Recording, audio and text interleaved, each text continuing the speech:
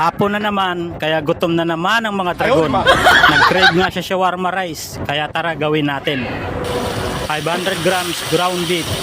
Lagyan mo lang ng minced garlic, toyo, oyster sauce at i-mix-mix mo lang yan dyan. Kapag nagmantika na, kabilang natin, pwede na yan. At salang ulit ng kawali at maglagay lang ng bahaw para sa ating java rice. Lagay lang ako dyan ng turmeric, pampakulay at i-mix-mix mo lang dyan. Kapag ganyan na ay pwede na yan. Para naman sa ating white sauce, mayonnaise, tansyahan na lang, konting suka, paminta at pati na yung minced garlic.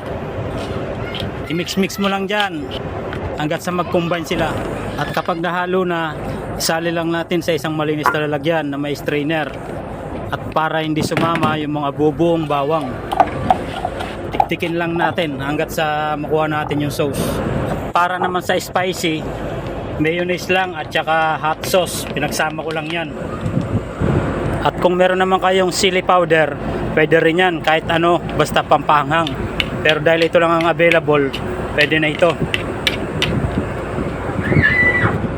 At sinunod ko naman yung kamatis, hiniwa ko lang at tinanggal ko lang yung buto para hindi siya magsabaw.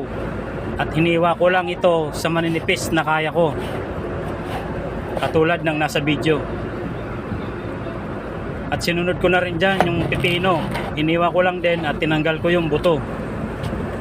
At hihiwain ko rin ang pinakamaninipis na kaya ko. At kung umabot ka na dito master, baka naman pa-like and comment mo na rin dyan. At wag mo naman kalimutan i-share para marami pa tayong videos. At nung nahiwa ko na nga lahat, pinagsama-sama ko lang dyan. Mas masarap sana may sibuyas pero nakalimutan ko. At nung tapos na ako, pinagsama-sama ko lang dyan sa isang plato. At nilagay na yung mga toppings. At sinama ko na rin dyan yung white sauce. Meron ka na shawarma rice unlimited. Siguradong busog-lusog na naman ang mga dragon. Salamat sa inyong panonood. Huwag kalimutan mag-share and like. Salamat mga master. Hanggang dito na lang.